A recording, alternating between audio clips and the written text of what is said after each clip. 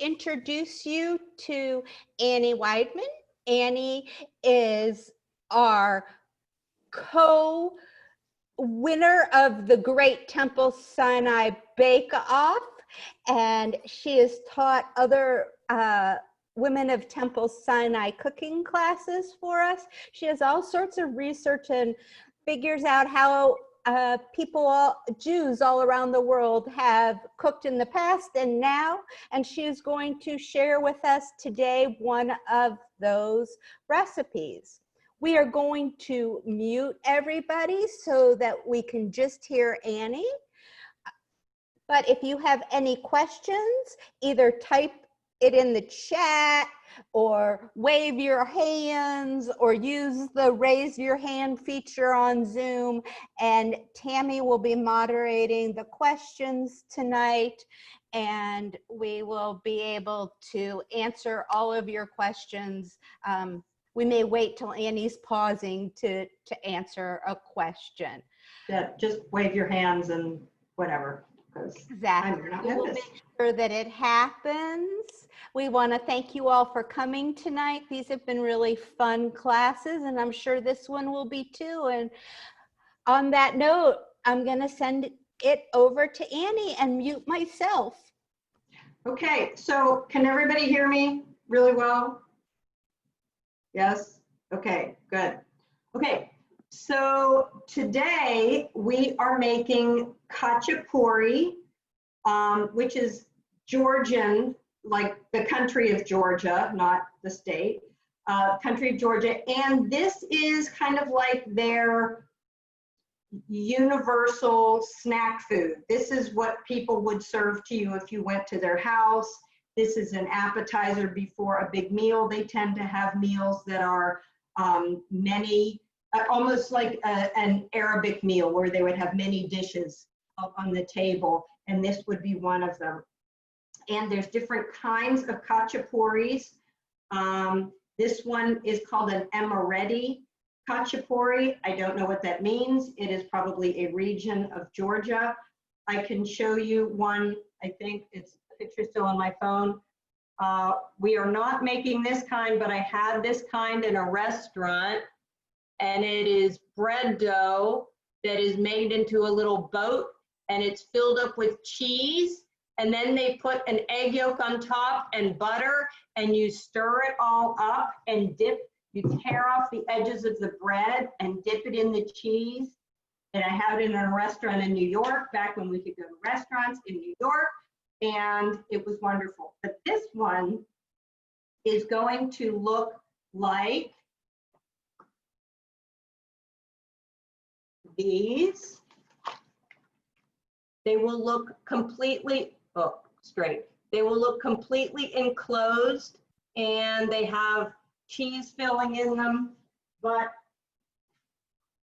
they can also have many other fillings. They can have kidney beans all mashed up with seasonings and chili peppers. They can have mushrooms. They can have meat filling. The most common one is cheese. We cannot get the cheese, the famous cheese that the Georgians get. It's called Suluguni cheese, and apparently you simply can't get it anywhere in the United States. They just don't export it.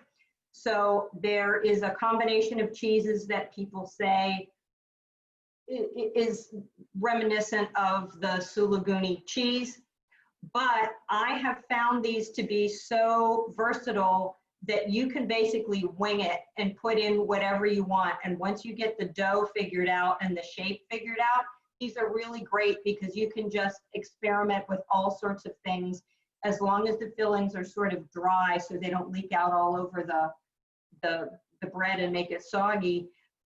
This is really just a great way to experiment with using different cheeses and different combinations of herbs and vegetables and just mixes of stuff. So the big basic part of this is yogurt dough, and it is flour, baking soda, yogurt, so the baking soda and the yogurt interact, and that's what makes the air bubbles, and that's what makes it poof. So it's flour, yogurt, baking soda, salt, a little bit of cornstarch to kind of soften the flour, and some olive oil.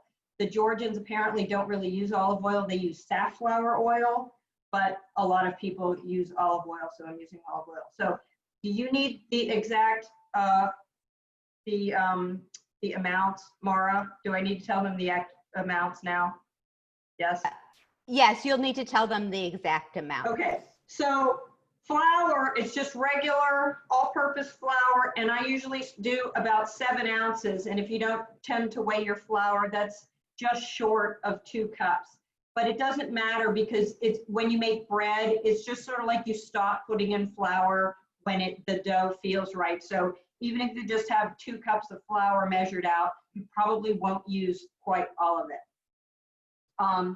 3/4 of a cup of plain non-fat yogurt. Now, I have used full fat plain yogurt. I have used non-fat Greek yogurt, and I have used full fat Greek yogurt.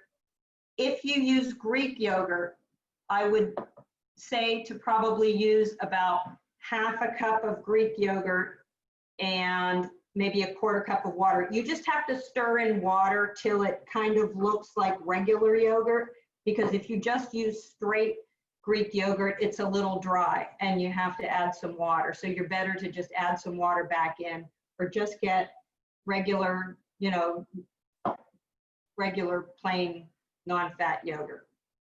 Okay, so in my bowl, I have 3 tablespoons of olive oil. And on the actual recipe, it says, you know, add this many tablespoons of this as that many tablespoons of that. And it's just much easier than that. So in this little bowl is 1/4 teaspoon of baking powder, not baking powder, 1/4 teaspoon of baking soda, 1/4 teaspoon of salt, and a tablespoon of cornstarch. That's all this is. And I'm just going to take some of my 7 ounces of flour, and I'm just going to throw a little bit in there and mix it together, so it's not just those things. It has flour mixed into it. So I'm just going to hold this off to the side. Okay, here's my bowl, wooden spoon, but you can use a regular spoon. They use a wooden spoon. Oh, another thing you'll need is a cookie sheet, and it's easier to have 2 cookie sheets. So I have 2 cookie sheets, and I'll show you my way to do this on 2 cookie sheets. So if you are actually in Georgia, apparently not a lot of people have ovens in Georgia. So the way I learned to make these is that the amount of dough, you end up dividing it in half and making 2 smaller ones and cooking them in skillets on the stove. And that is how I learned to make them. But then I discovered the easy way, and I make 1 big one and put it on a cookie sheet and put it in the oven, and it goes much faster and much easier. But still feel free to make it in a skillet on the stove when we're done, and I'll tell you how to do that when we get to that point. So 3 tablespoons of olive oil. I'm just going to mix in like a couple little fingerfuls of flour, and I stir it in, and it turns into, after the lumps dissolve, which they dissolve very easily. Okay, Annie, Yes. Connie has a question, and I'm going to ask you to go back and tell me you've got 1/4 teaspoon of baking soda. Yes. Yes. 1/4 teaspoon Salt. of salt, And a tablespoon of cornstarch. That's in this little bowl. Okay. Yep. 3/4 of a cup of yogurt. Like I said, they say non-fat plain yogurt, but I have used all sorts. And a little less. If you use Greek, make it like sort of 1/2 cup-ish and enough water to make 3/4 of a cup. That gets a little, that's sort of like you have to play with it a little bit so it's not too watery. But it's probably like a tiny bit more than half a cup of Greek yogurt with enough water to make 3/4 of a cup. And 7 ounces of flour, more or less. It could go up to 8 or as little as 6. So it's about 2 cups of flour, give or take. And Connie, you want to ask your question?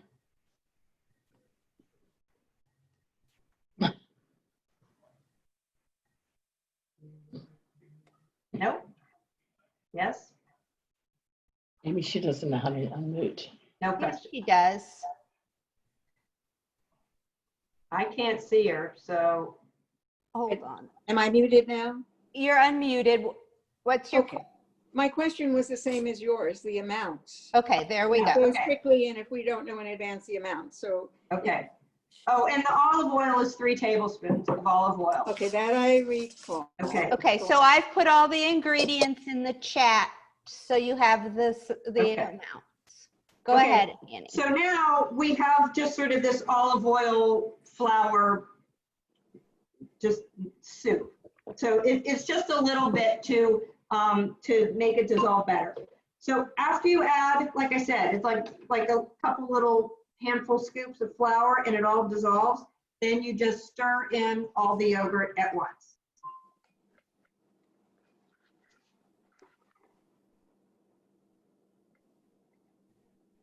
This dough literally gets put together in 3 minutes. It is super duper fast. So now I'm stirring and it will all incorporate and it doesn't matter at all if there's a few little lumps to it. If you're making this in real life, after you make the dough, you kind of set it aside for 2 hours. I made some 2 hours ago, so when I bring it, I'm going to do the Julia Childs thing and put it off to the side, but then I have dough that actually has risen.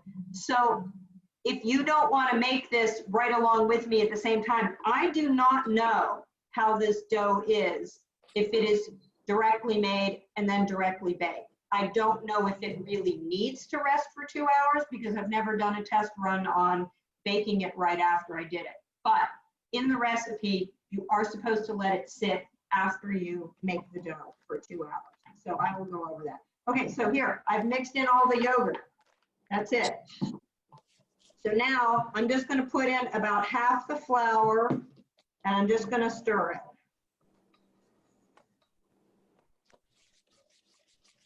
So this will not get to be a dough like you need, like bread dough. It is not that stiff at all. It's very soft and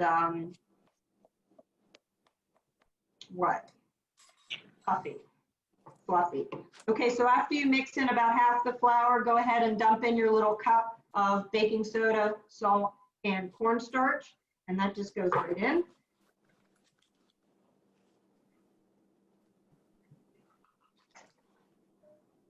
And it's starting to look like sort of like stiffer cake batter. So now you get to the point where you start using up your flour. I almost never get to the end.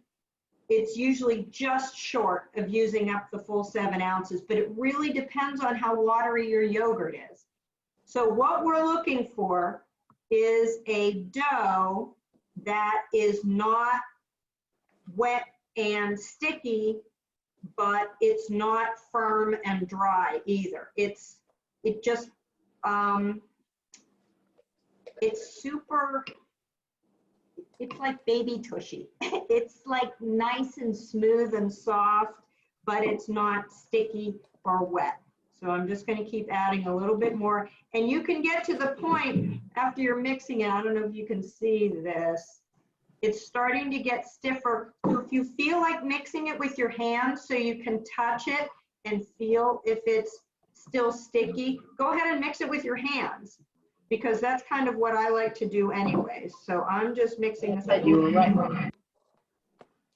I'm going to push all the dough off my spoon with some flour.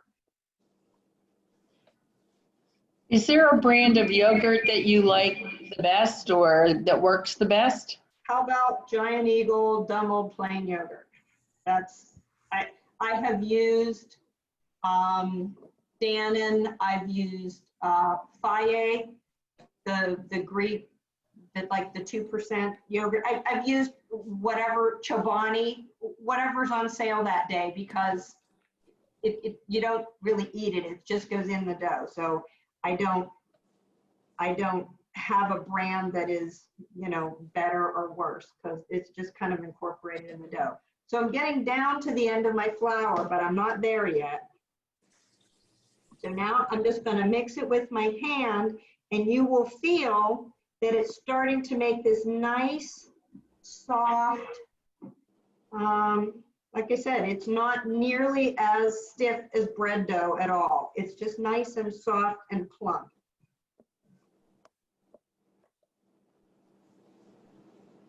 And you don't have to knead it to make it all stay together. You can just mush it around in the bowl.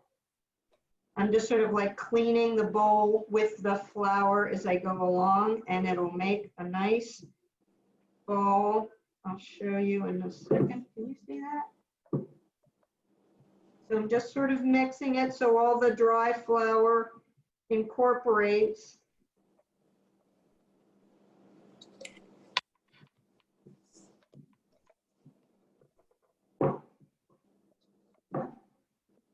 So now I'm just feeling it. So it's still a little bit wet.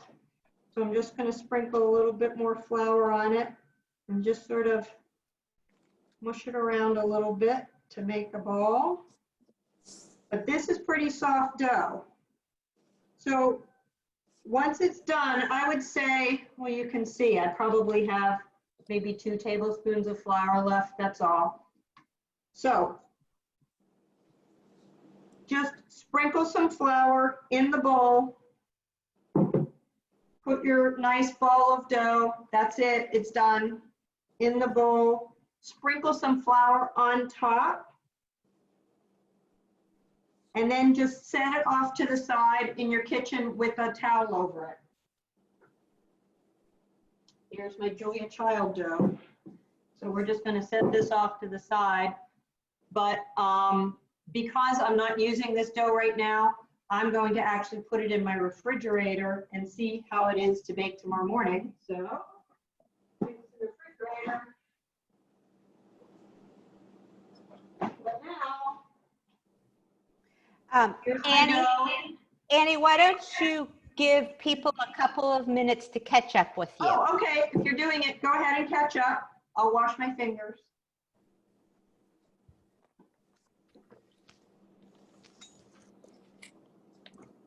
And before I show you what to do with the rest of the dough, we will make the filling. So I'll just clean this up a little bit. You tell me when to keep going.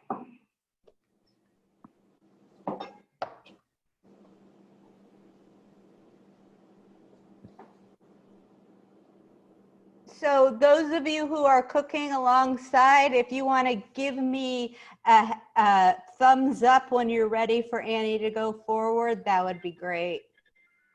Yeah, and tell me, because I literally can't see anything. Yeah, no, I got you. I'll let you know.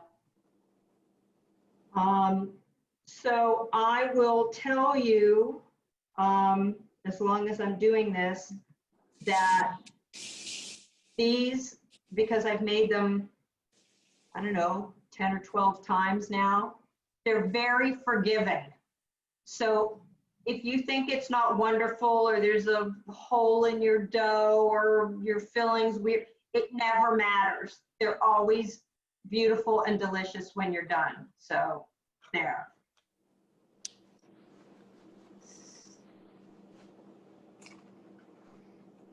So Connie and Elizabeth, I can see the two of you are baking. Can she move on, or do you need more time? Okay, go ahead, Annie. Go ahead. Okay, so this cheese, the cheese mixture, okay, because we cannot get the Sulaguni cheese, several people said that it is similar to mozzarella that has a tang. So a lot of people say to use mozzarella with a little bit of feta or a little bit of Roquefort thrown in, or some mozzarella and some Swiss and feta. So I've used all sorts of things. For the amount of dough that we have, it takes about 6 to 8 ounces of cheese total in whatever combination you choose to do, because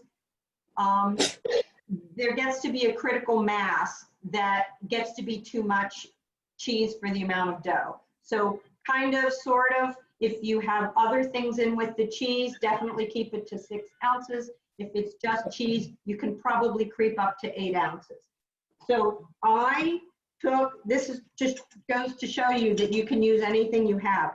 I had some smoked mozzarella left over from my caprese salad, you know, the little balls of fresh mozzarella, and I had maybe a quarter or a third of one of those. So I chopped it up, chopped it up in little pieces, like little chunks, and I will throw it all over the table now.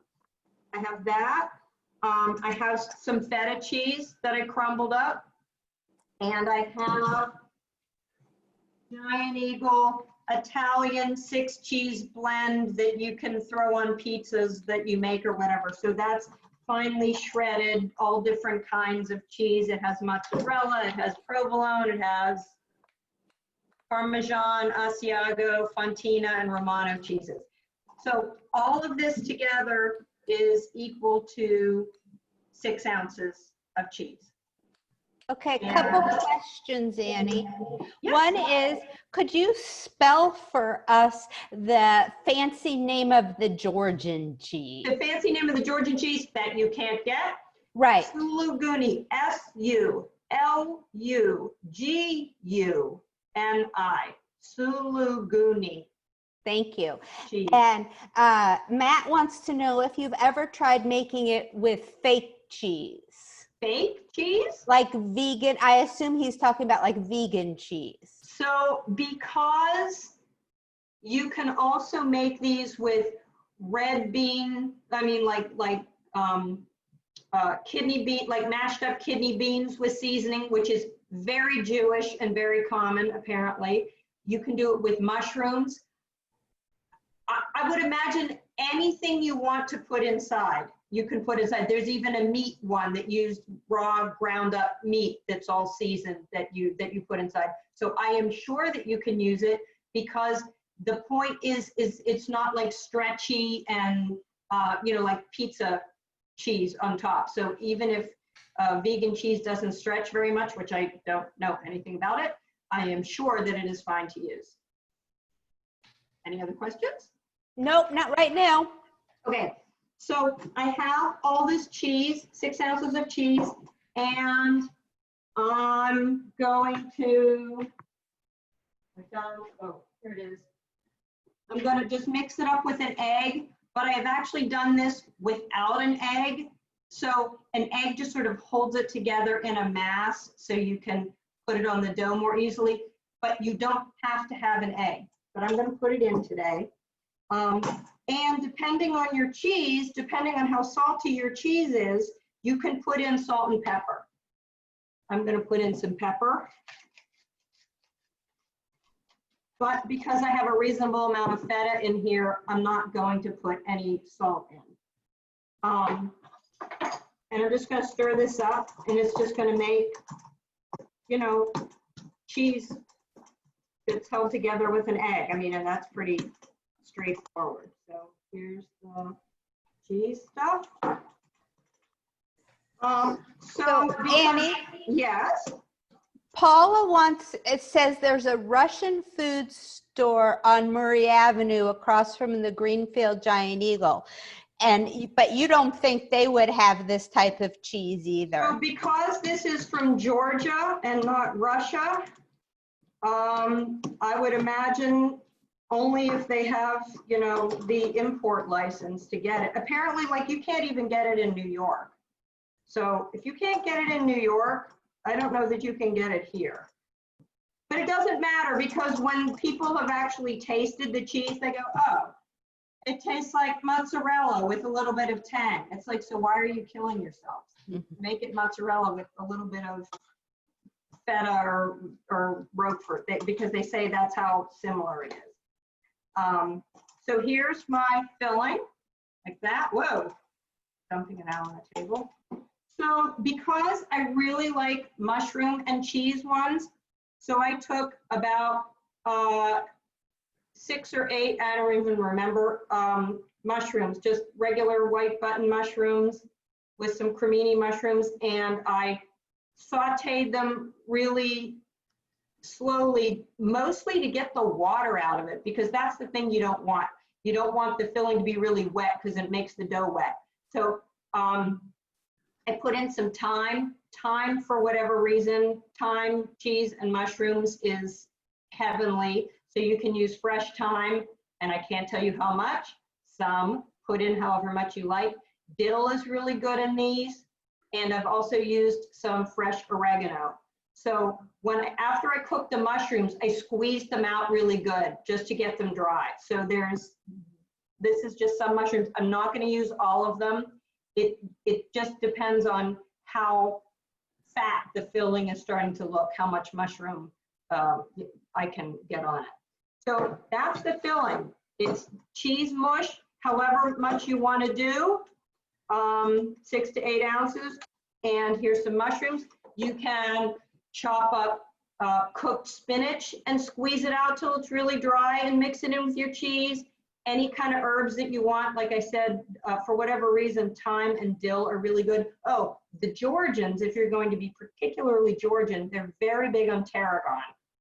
So if you have fresh tarragon, that is very common with mushrooms, like just a plain mushroom filling that has maybe some garlic and tarragon in it. That is very common. And kidney beans. So if you take cooked kidney beans or a can of kidney beans or whatever, probably more than a little can.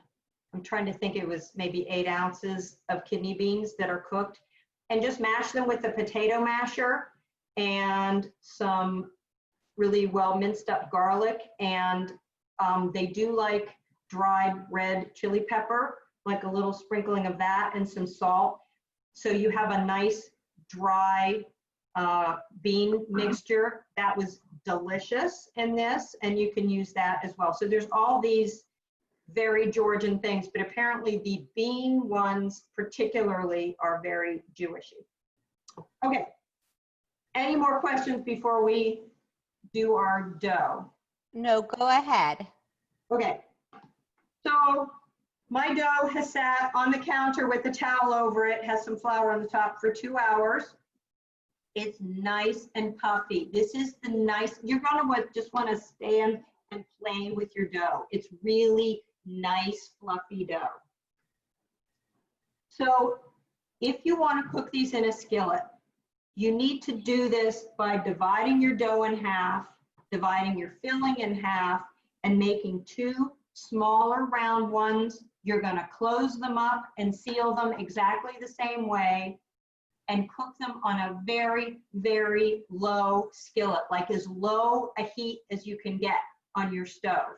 And they will grill in your frying pan, a greased frying pan, for like 15 minutes on each side. And then you have to flip it over and it'll be really dark brown on the top.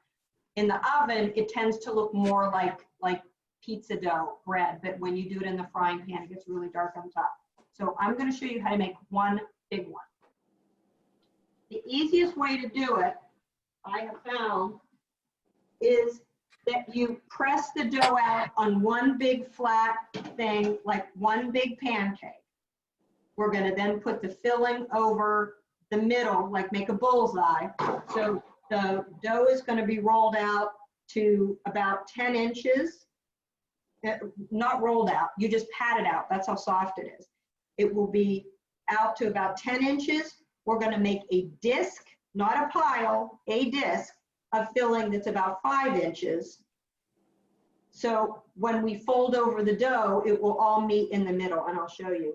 And then after we fold it all over, then we put the baking sheet that we're actually going to cook it on top, flip it over so the seam is underneath. This will all become clear when I do it. Okay. Annie, back on the skillet, do you oil the skillet? Yeah. Do you oil the skillet? Yes, you do. You do put some olive oil in the skillet, or you can use butter too. It's just that you have to make them half the size because they become like really hard to maneuver with the big thing. Okay, so I'm going to put a bunch of flour on my big baking sheet. And like I said, you don't have to worry about rolling this out because you're just going to pat it out. So I'm going to dump out my flour. My dough, and it has flour all over it. I don't know if you can see that. It has flour on it, and it has flour on the top, but that doesn't matter. Just leave it. You don't have to brush it off or anything. So I'm going to put it on the cookie sheet. Wait, where? There. Now you can see better. Okay, and I'm just going to pat it out into a 10-inch circle. Definitely move some flour around underneath it because you don't want it to really stick on the bottom. So I keep picking it up every once in a while to see. Oops. And if your hand gets sticky or the dough gets sticky, just keep putting a little pile of flour on. There, that was really fast. Did you see how easy that was? That was really easy. Okay. So now I'm going to take cheese filling and put it on. So like I said, keep it to, if your dough is 10 inches, keep the filling to 5. If your dough is 11 inches, you can go 5.5. Just make sure it's about half because then you'll see what happens. So it'll look like a bullseye.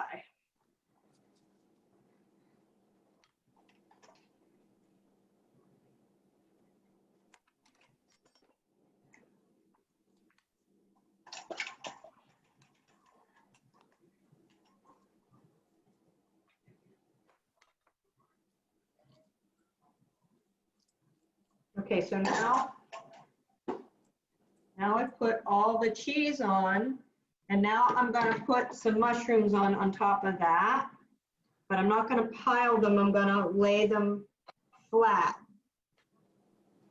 on the top.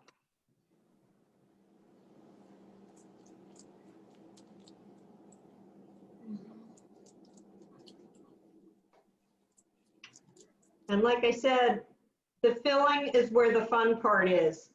Once you've made these once and you realize that the dough can do anything, just make it up. Just make something different every time. Okay, so there, I only used half of the mushrooms.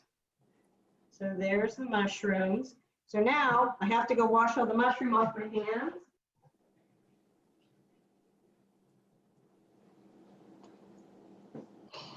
And this is the part that's very forgiving.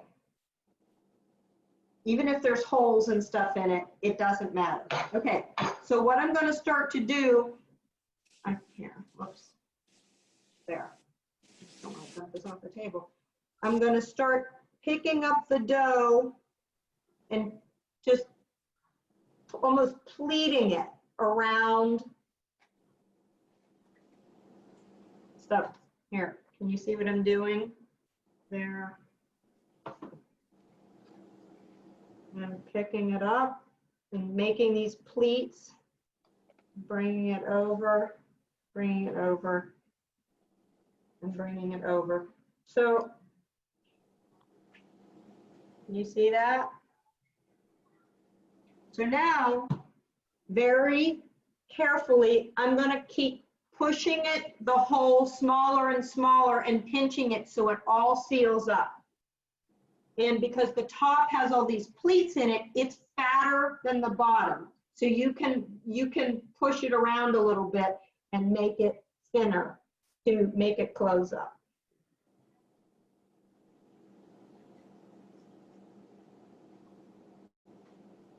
Might have to put a little bit more flour to keep your fingers from sticking. But there, in like no time at all, it's all closed up. Okay? So now, in a second, just getting stuff off my hands. So now you can either use a piece of parchment on your cookie sheet, like put parchment on the top and then the cookie sheet over top of it, but I just raised my cookie sheet. So that has some, I just sprayed some, you know, pan release stuff on it. So I'm putting it on the top. So center it in your cookie sheet, and then you're just gonna flip it over. So now, it didn't stick at all, by the way, if you can see that. So now, here it is, all the seam side is down. And so I am going to very gently push it out till it's close to a 12-inch circle again. And if it tears through, just pinch it back together, doesn't matter.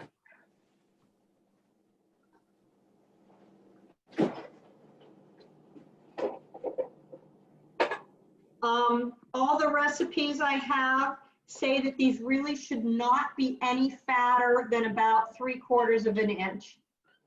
They can be skinnier or whatever, but they're not meant to be big and fat. They're meant to be, like I said, 1/2 inch, 3/4 of an inch, an inch maximum, but that's just not what they are. So I'm just going to keep squishing this.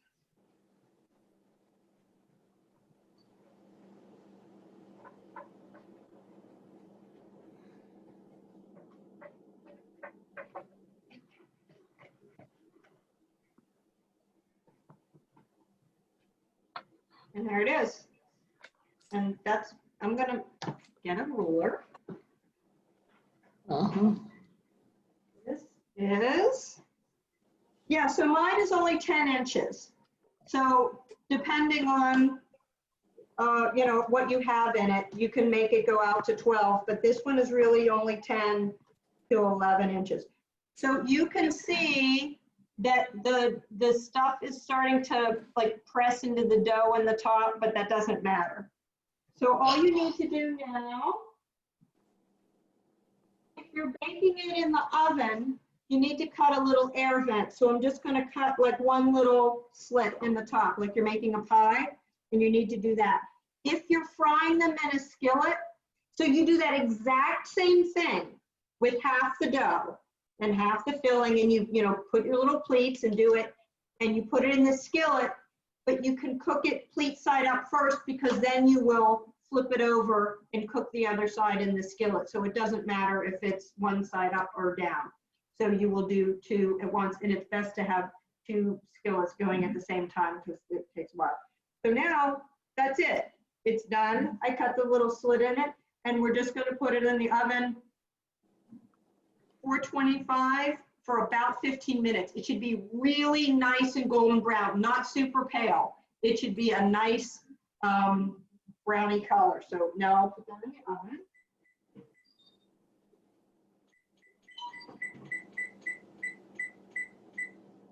Set the timer for 15 minutes, and that's it. The only other thing there is to do when it comes out is they take butter and rub some butter all over the top to make it a nice glaze. But you can, or you don't have to. That's just a, I guess, a traditional thing that the Georgians do. So, That's a question. yes. I have a question. If we are going to, I pushed the chat button. If we're going to put it in the frying pan, because the oven needs a lot of time to preheat, do we just lift it up carefully and stick it in the frying pan? Yes. You said so use. One thing you should do is preheat your frying pan really well too. You don't want to. But you just said to have it very, very not hot.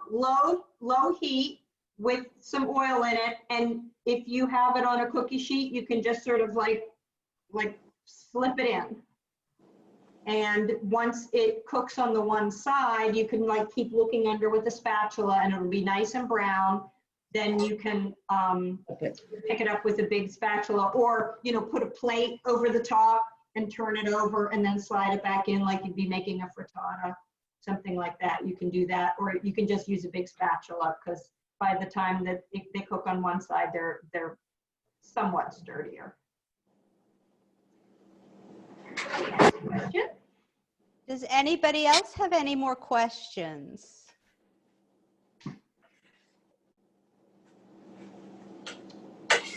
So I will tell you that a very Georgian thing, they put walnuts in everything, like everything. Everything has walnuts in it. So you can, in your red beans, if you're making red bean filling, kidney bean filling, you can take like a cup of walnuts and grind them up, not till it's, you know, walnut butter, but they're very, very small, and mix that in with the kidney beans.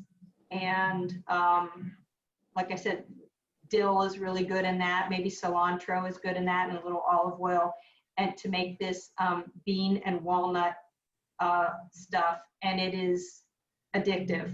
So I like those too. How long can you keep the dough before making the rest of the recipe? Like, you just put yours in the refrigerator. How long could I keep it for? You know, that's the thing. Whenever I make these, I know that 2 hours before I want to cook it, I just throw the dough together and sit it on the counter. So I don't know if you can bake it right away. It might come out exactly the same, baked right away. I just don't even know. So how long can you keep it in the refrigerator? I don't know. We're going to find out, because it's going to sit in there till tomorrow. So I can't tell you. So Elizabeth says, I thought there was a variation where you crack an egg over it and cook it a little bit. Well, that's the one that looks like the boat. That's that picture that I showed you that has yeast dough that they make it into a boat. And then when it comes out of the oven, while the cheese is still incendiary, they crack. They usually just put an egg yolk, but sometimes they put a whole egg, and it sort of semi-cooks the egg on the top. That's the one that I don't remember the region that it's from, but it's the one. So Kachapuri, if you're spelling it, I mean, it's not spelled like this in English, but it's Khach. So it looks like Kachapuri, Puri. If you look up, if you just Google images of Kachapuri, they practically always show you the one that looks like the boat with the cheese and the egg on the top, because they're really picture worthy. Roberta would like to know if you could use farmer's cheese or ricotta or cottage cheese as part of your cheese mixture. Yes, that's the beauty of this. You can use anything you want. Ricotta cheese, you know, sometimes it's kind of on the wet side, so I, you know, maybe mix some other cheese in with it. But absolutely, that is the beauty of the whole thing. Once you get the dough part down, you can put in these anything you want.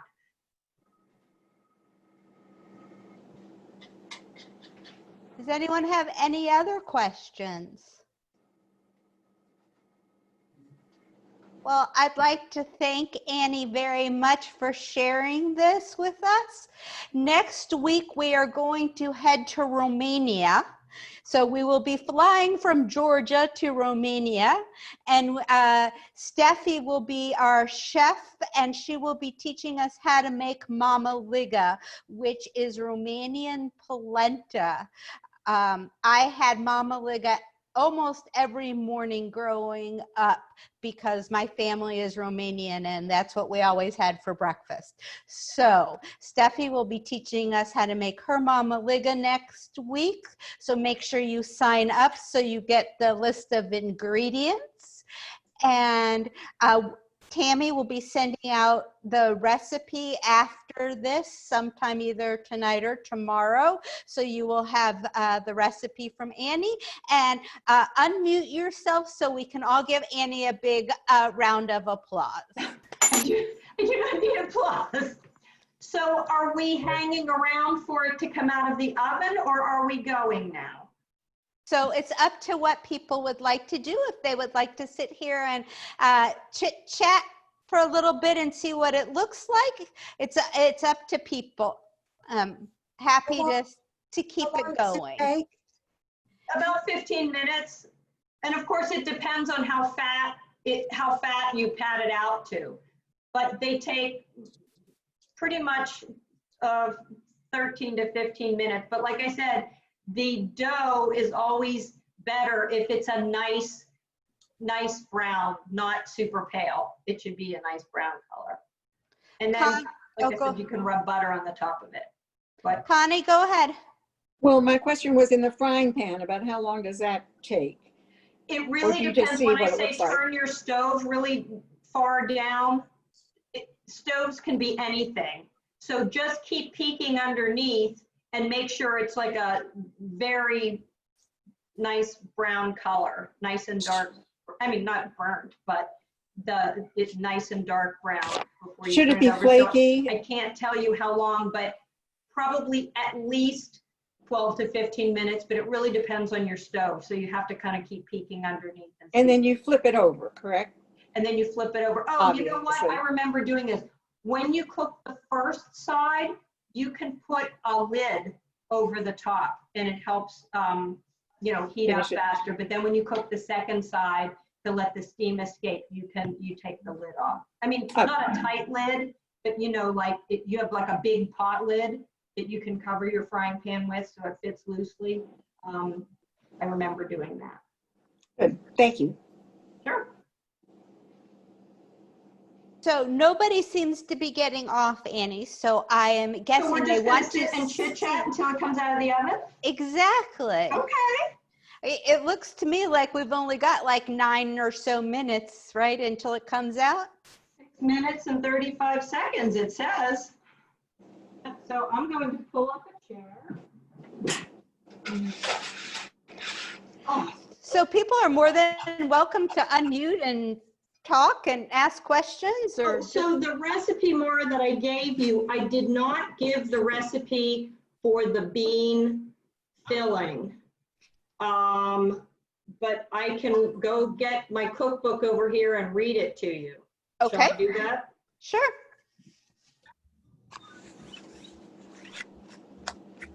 I did not have the chance to go to the store for those cheeses that were recommended, so I am trying a cheddar and cream cheese filling mixed in with the Rocky Mountain seasoning from Penzeys. So we'll see how that turns out.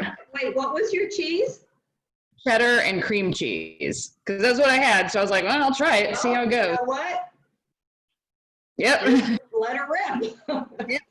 Okay, so this says, but wait, how much flour is this?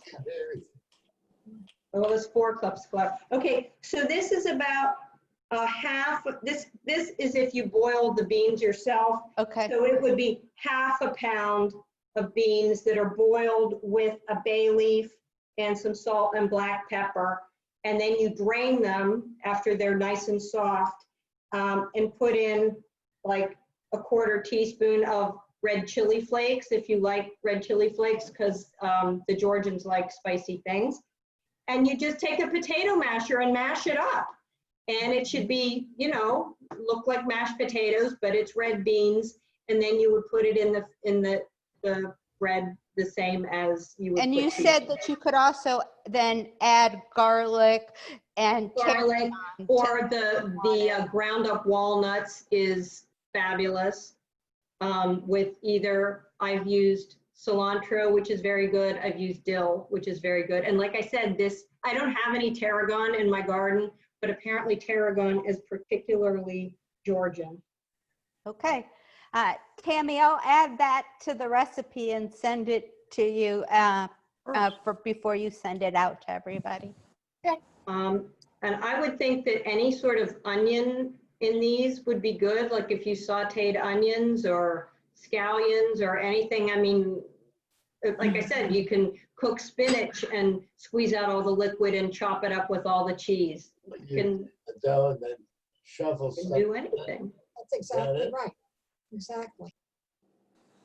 So, Can you share with us what cookbooks you have, Anne? oh yeah, so this is a very old cookbook. This is one of my favorite cookbooks for Jewish stuff from all over the world. Sephardic Cooking by Copeland Marks, M-A-R-K-S. And it has food from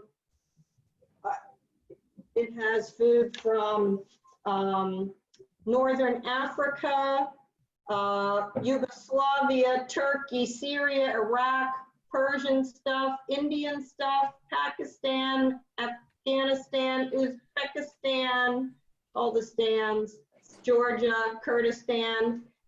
This is a great book for really unusual for us, Jewish things, especially interesting things for Passover that we don't know about.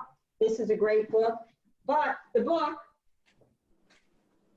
that I found this recipe in, this is a wonderful book, The Cooking of the Eastern Mediterranean, Paula Wolfert. Paula Wolfert has written many cookbooks. She is a fabulous cookbook writer because she really gets in deep with the people. She will go to people's houses, she will cook with them, she learns all the folk traditions, all the what all the nice housewives do. So like the original recipe for this show, it says you have to stir it with a wooden spoon and you always have to go in the same direction. And it was like, or what?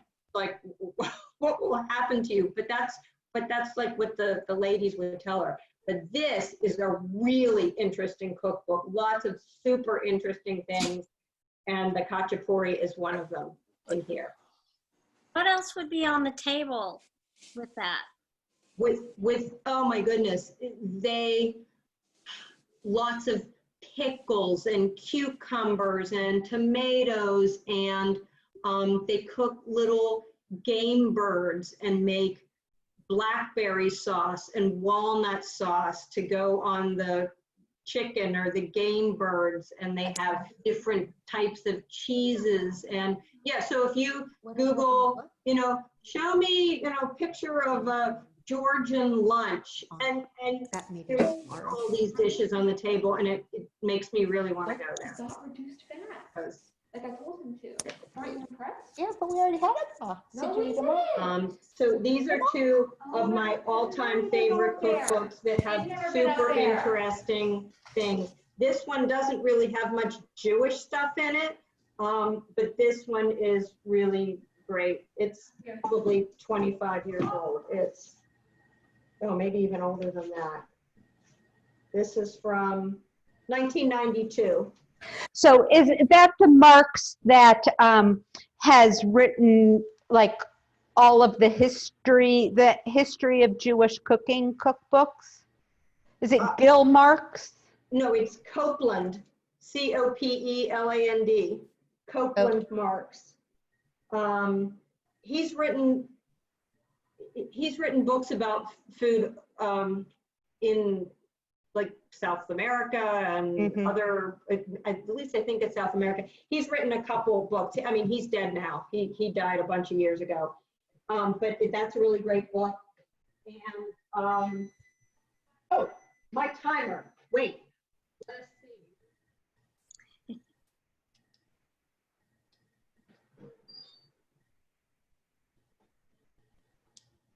So it needs a little bit more time. I don't know if you can see that. I'm gonna leave it in for like 3 more minutes. Could you egg wash it with like an egg white to make it brown? All the pictures of them, they're not shiny. They're not egg washed. But like I said, they do rub butter on them when they're done. So I'm gonna get my stick of butter.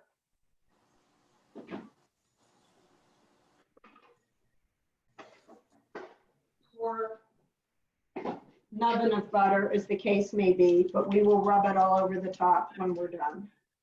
Do you serve it in wedges? Yes, you can cut it in wedges.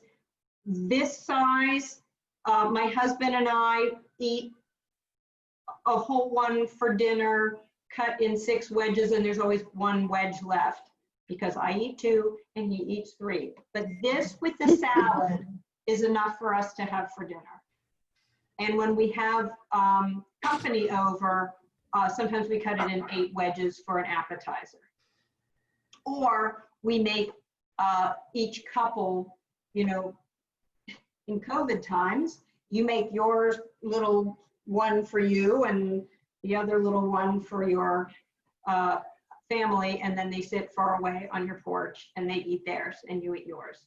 So the little ones you can cut in 4 wedges for an appetizer, and the big ones 6 or 8 pieces.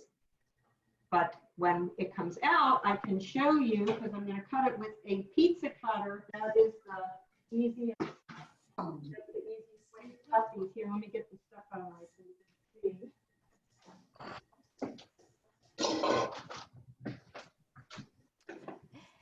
Annie, have you ever made it open-faced without any filling at all? Yeah, oh, I'm so glad you said that, because I love this dough so much. I wanted to see how it would be for like a super easy pizza to see. So I just patted it all out on the thing, and I put, you know, I pretended it was a pizza, and I made pizza stuff on top. So it doesn't get as crunchy and chewy as real, you know, bread dough, pizza dough. But I would say if you're making appetizers and you can make, you know, open face, like appetizer-y sort of stuff, it's really nice because it's nice and soft and easy to cut and neat and fast to make. So yes, and in fact, there's a different one of these Kachapuris where they put it in a giant skillet and they put the dough on and they cook it and they put all this cheese on the top, but we don't have the skillets that are that big because they're literally like this big.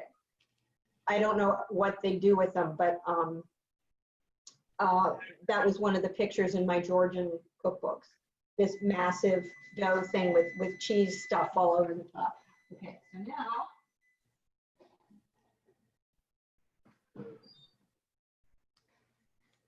okay, so this is good.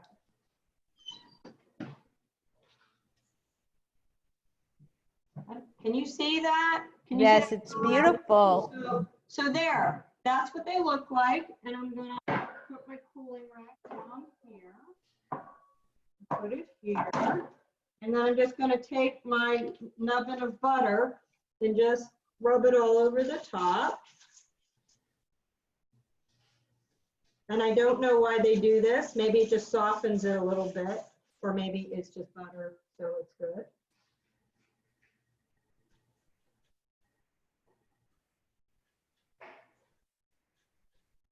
And there, that's that. And so now I will cut it. I took out a pizza cutter. Oh, here it is. So now I'm going to cut it so you can see when it's cut what the pieces look like.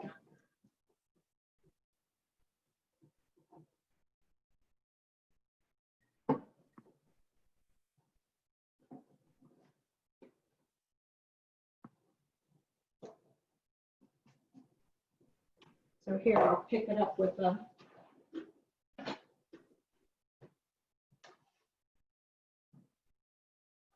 So there, can you see that? It's cheesy and mushroomy. Ta-da! So now you can have your dinner. Okay. So that's it. Perfect. Exactly 1 hour to the minute. Yay! Beautiful. Hell, you Thank you. So like I said, you can try and just make your dough and then put it right in the oven, and it might work exactly like this. I just don't know what the resting does, if it does anything at all. So you'll see. Okay. Okay. Thank you all for coming. We'll Thank see you next you. week. Your Bye, father, everybody. your Bye-bye. father wants his piece. My father can have his piece. He has to come over. Okay. Okay, Very good. bye. Thank you. Bye-bye. Thank you. I'll let you turn it off. I can't turn it off.